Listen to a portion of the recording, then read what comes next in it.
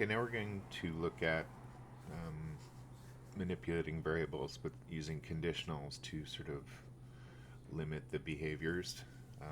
As we demonstrated in the previous video, we were basically adding 1 to a variable so it would increase incrementally forever until it basically broke the program. This is going to set up a test. So if we look at sort of just conditionals generally, so some basic sort of frameworks for how they're organized. So this is the notation for relational operators. So it's used to set the test parameters. So this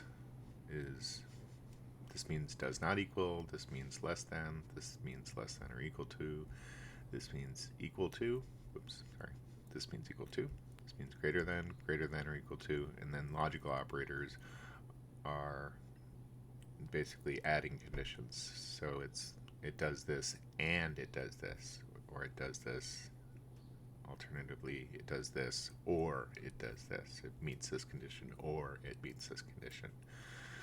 So we'll jump to the first example here.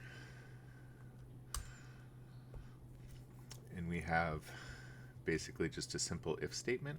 So if we go through the code, we've got a whole bunch of variables. We're drawing the background. We're drawing an ellipse. We are increasing the width, but we're using a variable. So rather than a 1, we're using an increment. And if we look up here, we set the increment to 2. And then here we've got the if statement. So if wide, which is the variable for the width, is less than or equal to 0, or wide is greater than or equal to 500, then you run this code inside of the curly braces. So up until now, we've seen curly braces around the setup and draw loops.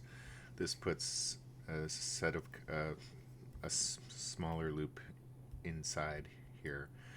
And so this will only run increment equals increment times -1 when one of these two conditions are met. And so what does this do? So increment is 2. If this condition is met, we multiply 2 times -1, and that becomes -2. And then it hops out of this loop and doesn't run this loop again until the conditions are met again. So if we play it, what we'll see is a circle growing, and then when it reaches either 0 or 500, it multiplies the increment by a negative number. So it's jumping back and forth from a positive 2 to a negative 2. So it's subtracting 2, subtracting 2, subtracting 2, adding 2, adding 2, adding 2. Right? So if we want to just quickly do a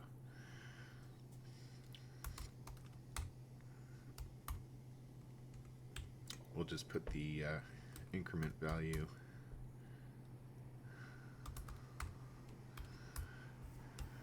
in the console so you can see what its actual value is. Right? So it's a positive 2 down here. It stays, but now it's -2. Right? So it'll just keep flipping back and forth. That's it.